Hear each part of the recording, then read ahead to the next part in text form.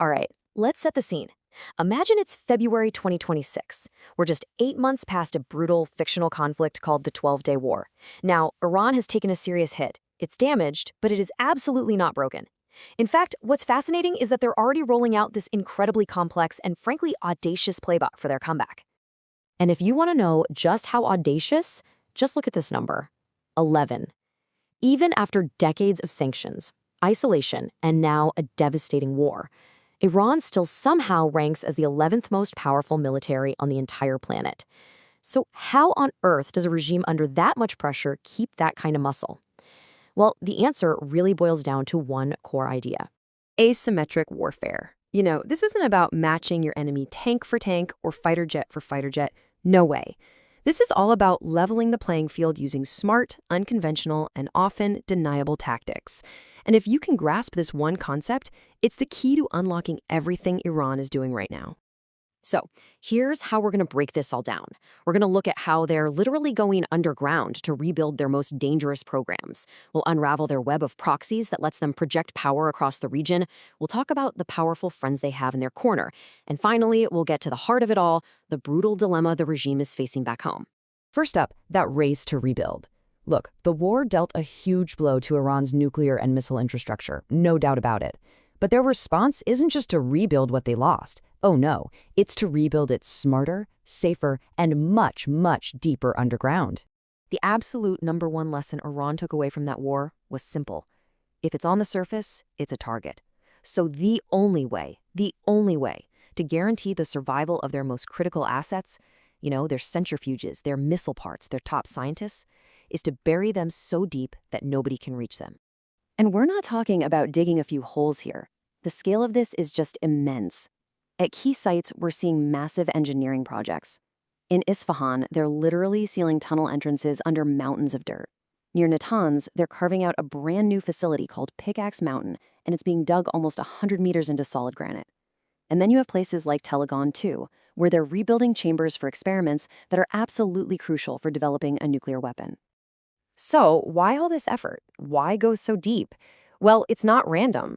They are specifically engineering these sites to survive a direct hit from America's most powerful bunker buster, the GBU-57 bomb. This isn't just defense. It's a very direct, very specific strategic countermove. So while the nuclear program is going deep, their missile arsenal is all about giving them reach. And it's a really diverse toolkit. They've got medium-range ballistic missiles like the Sedgil that can hit targets in Eastern Europe. They've got shorter-range ones like the Zulfiqar for more regional threats. And then you have these long-range cruise missiles like the Sumar. This layered capability, well, it's the real backbone of their power.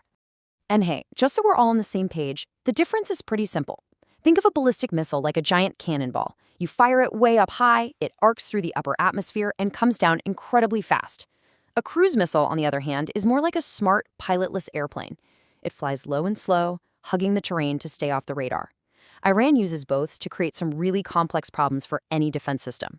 Okay, so that's their hardware. But this brings us to the second and maybe even trickier pillar of their strategy. Iran's power doesn't just stop at its own borders. Nope. It extends through this incredibly sophisticated and deadly network of proxy groups all across the Middle East. These groups are really the living, breathing instruments of Iran's asymmetric strategy. They let Tehran fight its enemies, stir up trouble for its rivals, and project its influence, all while keeping their own fingerprints off of it, that plausible deniability.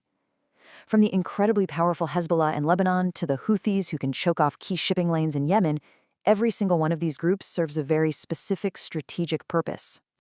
And they're getting smarter. Their tactics are constantly evolving.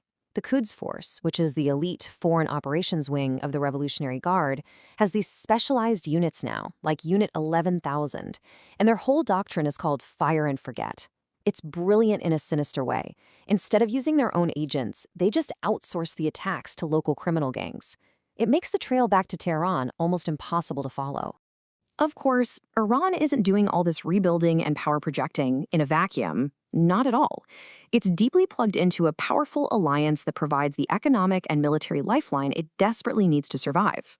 And that alliance has a name: the Cranks: China, Russia, Iran, and North Korea. Now, it might be an informal bloc, but it's highly effective, and they all share one big thing in common. They want to challenge the Western-led world order. For Iran, this alliance isn't just some insurance policy. It's an active partnership that's helping them reshape global power. And if you want to know how they're paying for all this, well, look no further. This is probably the single most important economic fact you need to know. China is buying roughly 90% of all of Iran's oil. We're talking billions upon billions of dollars flowing straight to the regime, funding everything we've just talked about, the bunkers, the missiles, the proxies, the whole shebang, underwritten by Beijing. The relationship with Moscow is just as critical, but it's more of a tech swap. It's a you scratch my back, I'll scratch yours kind of deal. Iran sends Russia thousands of its battle-tested Shahed suicide drones for the war in Ukraine. And what do they get in return? Russia gives Iran advanced Su-35 fighter jets. For Iran's ancient air force, this is a quantum leap forward and a major new threat in the skies over the Middle East. But, and this is a huge but, this brings us to the final and maybe the most critical piece of this whole puzzle. Because while Iran is projecting this image of strategic strength and cunning to the outside world, the reality back home is a completely different story.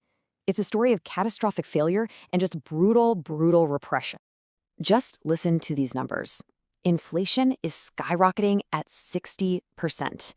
That is wiping out the savings and the livelihoods of millions of ordinary Iranians. Basic services, they're collapsing.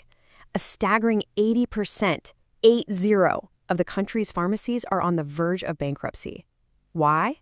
Because the currency is worthless and they can't get imported medicine. And how does the regime respond when people protest these conditions? With unbelievable violence. In a desperate attempt to just cling to power, their security forces have killed over 30,000 of their own citizens. So it all boils down to this one stark choice that the regime has made.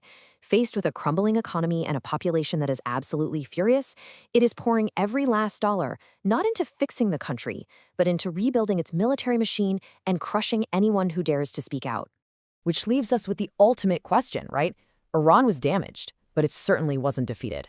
It's now playing this incredibly high-stakes game, projecting asymmetric power abroad while waging a war on its own people at home. So will this dangerous playbook actually work and secure its dominance in the Middle East? Or is it just a recipe for its own spectacular total collapse?